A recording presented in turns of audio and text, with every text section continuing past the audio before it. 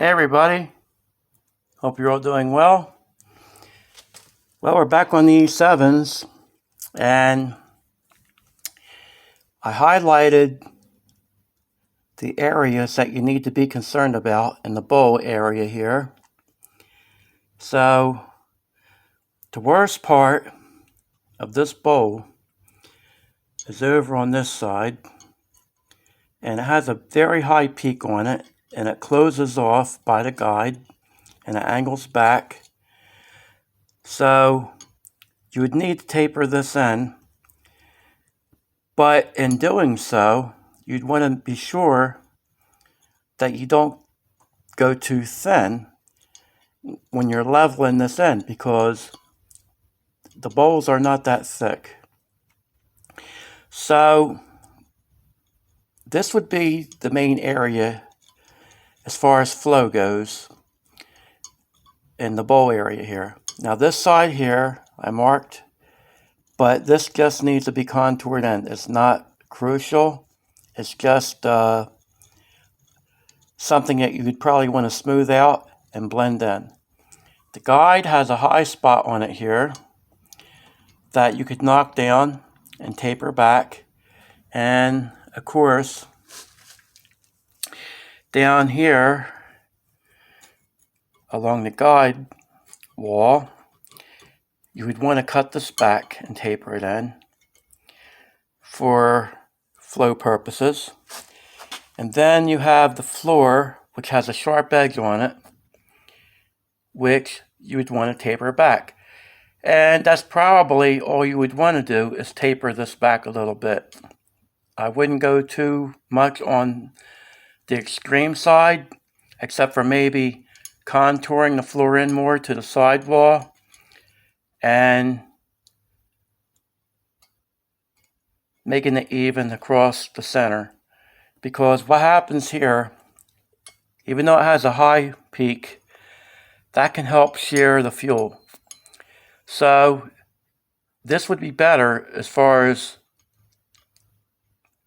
bringing the fuel in here, and that little sharp edge could actually help with the fuel charge as far as breaking the fuel up. And to me, that's more important than a flow number when it comes to the intake side. So that's just something I thought I'd throw in there. So it's all opinionated how you want to do your bowl. Now some guys would cut this back, other guys bullet nose them, the guide, but they get very hard down in here, and it's a lot of metal. So it depends how much time you want to spend, and a lot of it is how crucial you think that really is. Now a lot of guys say that that doesn't even help when it comes to leaving this end on a performance head. But I still like having it cut back the way that I do it. I still like taking this back and trying to center the guide more, because I like the bowl area to increase here, because it's very shallow here. So that's how I look at it. So I've done this bowl over here, and as you can see, it's cut back pretty good here. It's rounded in, it's tapered in. I've widened the floor a little bit, and I contoured the bowl to try to get it as round as I could. And I still have more to do on this as far as tapering things in, but this is, for the most part, what it would wind up being as far as on the finished side. So I did cut the guide down, and then when I got to tapering things in, this is what I wound up with, like kind of like a pyramid or a point or whatever you want to call that design right there. Now that's not intentional. This is just where the metal gets hard, and this is the shape I put on it because I was trying to go for an even bowl area here, and this is kind of in the middle. So So in my way of thinking, this would help kind of be like a guide to kind of bring this up to the middle of the port. So that's just how I look at it. But I'm not going to spend a lot of time on this segment because it's like this here. If I try to show how to do this, all you're going to do is see me grinding. So the phone doesn't really pick up and make it look what it really looks like in person. So my segments are better off, I think, me just trying to explain what to do and what not to do, or what I think not to do, rather. But I think anybody with common sense can figure these things out. And it's like this here.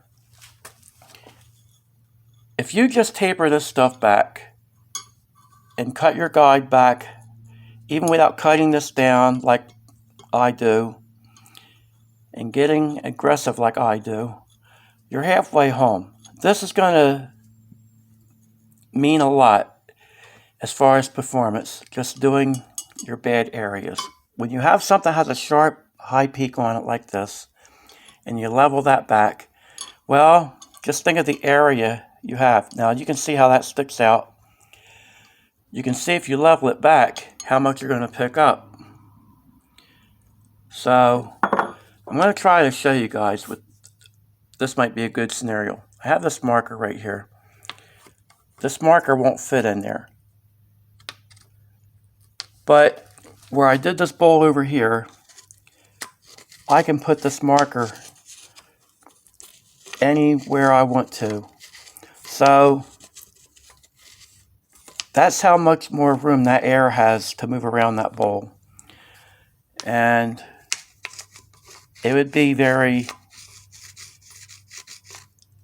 very nice improvement over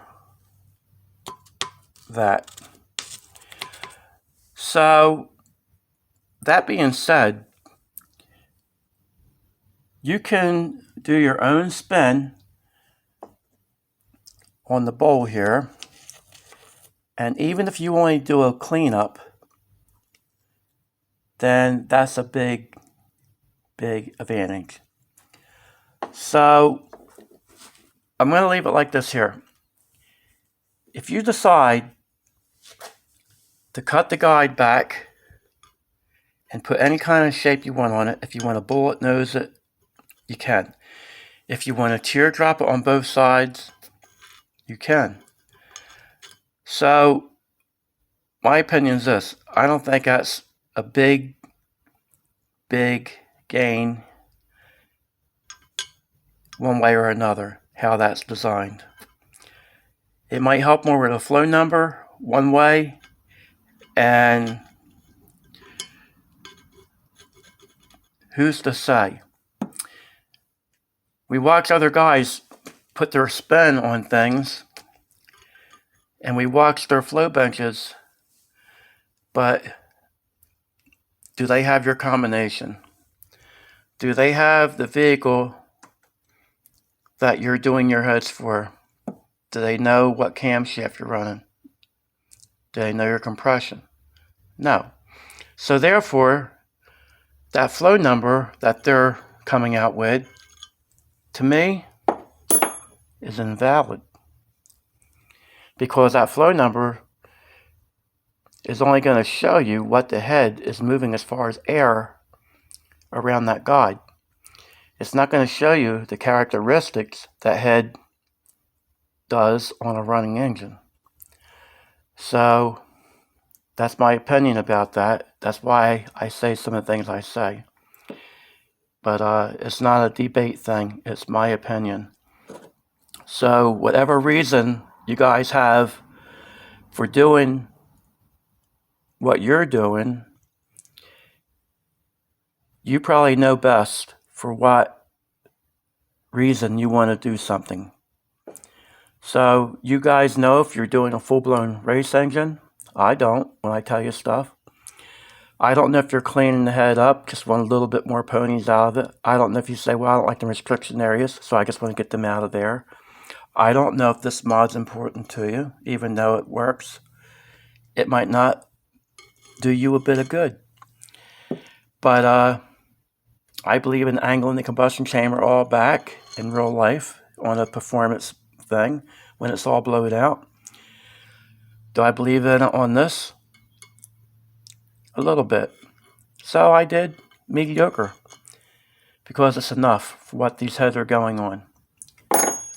And down the road, if the guy decides to do more to the motor and we think it needs to be addressed, then we would do more to the head. But then again, how much more am I going to pick up after I've done all the major steps? Would it be another 5 horsepower or another 20 horsepower? Well, I'll put it to you this way. Once you've reached a limit and you do all the crucial areas and you've blown them back on the aggressive side, how much more are you really going to pick up? Now, I left some on the table with the E7s that's on the car. I think there's another 25 horsepower in our car, the Green Gangster. It would help if I tell you what car I'm talking about. And that's the car. It's going 9s on the bottle, 10s on motor. I think there's 20, 25 horsepower left in them heads. But I'll make this simple. If I pull them heads off and do all the work to that head that I think is going to help it, I could do all that work and put them back on the car thinking I did something great. And that car could actually slow down. So you never know in real life what works unless you've already done a head exactly like that head. So in comparison, it's like this here. I could compare these to the E7s that I did on the green car and say, well, these come up short. But I could also maybe throw these on the green car the way they're done and go just as fast. And in my opinion, it doesn't have to do with the flow number. It has to do with the characteristics of the head. How it flows, not what it flows. So that's how I look at it, guys. I'm going to just throw that in there because people hear me talk and they'll say, well, I don't know why that guy doesn't go by flow numbers. That's kind of a good thing to go by.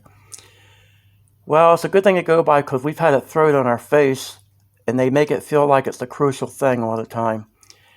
And if you look at the old super stock cars back in the day, if you did it mathematically, these guys today would tell you that them cars can't go that fast because the heads didn't flow enough to make a car go 9 seconds back in the 60s and 70s.